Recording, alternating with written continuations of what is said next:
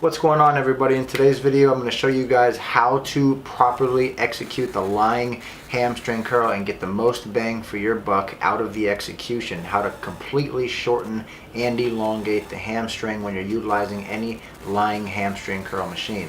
Now on this day I was just fortunate enough to actually be able to use my favorite lying hamstring curl of all time. Now I have not used the newly refabricated version that Prime Fitness just made, but Strive 10 years ago was actually what Prime is now. So when Strive first came out, they created all of these amazing selectorized machines to where they had 3 different prongs on them and you could overload different pieces of the range of motion.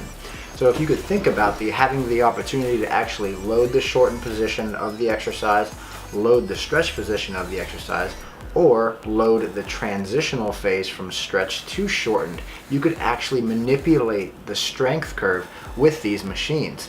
So I was very keen on using them early on because I did work in a gym as a personal trainer. They had a whole line of these machines. There was a lot of bodybuilders who used to come to my gym just because we had this equipment. So it was really cool to see that later on Strive actually dropped their name, recreated their company as Prime, and is now creating some of the best equipment that the world has ever seen. I'm sure you guys have seen all of their lime green handles, all these different attachment pieces, and all this amazing equipment that's coming out that Prime is manufacturing. So it was an honor to be able to use this piece of equipment at this specific gym. I trained at Amped Fitness, which is in Largo, which is right over the bridge. I'm actually currently in Tampa, but I did drive over there for the hypertrophy coach Joe Bennett and Eugene Teo seminar, and I was able to utilize a lot of different pieces, and I'm most likely going to break all of them down and show you guys how to properly utilize these machines to get the most bang out of your buck. So without further ado, here is how you execute a lying hamstring curl. Now we can't get to the exercise, guys, before we actually start off with some activation. So a few things I want you to focus on here is, yes, I'm doing a glute bridge, but I'm also focusing on pulling my heels through the floor to turn on my hamstrings. And I'd highly recommend you use about 1 to 2 sets of that, doing about 6 to 10 reps before you actually start doing your hamstring curls.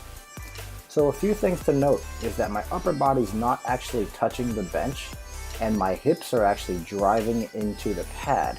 Now the way that you'll be able to feel whether or not your hips are extended is whether or not your glutes are really tight. So during this entire exercise, your glutes should remain tight. You'll oftentimes see a lot of people in the gym executing this exercise with their butts sticking way high up in the air, and while you can still activate your hamstrings, you're not actually directly activating your posterior chain in doing that. So watch what I do here. You notice that my whole posterior chain is staying tight and activated the whole time, and I'm only bringing the weight up until I feel a peak contraction in the hamstring, very similar to how I would feel a peak contraction of the bicep. But the hamstring is a puller just like the bicep is. So really trying to kick your butt with the pad is not of very high importance here. So the main focus is, and we're just going to review and follow up on this, is hip extension to activate your glutes, okay? Hip extension to activate your glutes, and making sure that you can maintain constant tension on the muscle, reaching a peak contraction, and making sure that your eccentric phase is slow and controlled, roughly maybe 2 to 3 seconds, and then having a strong, fast concentric phase on every single rep. And that's how you get the most bang for your buck out of the lying hamstring curl. If you're somebody who notices that you don't really feel the muscles that well, do yourself a favor and just slow down your rep cadence. It will surely help you a ton. My name is William Grazione. Thank you so much for checking out this video, and I'll see you guys in the next one.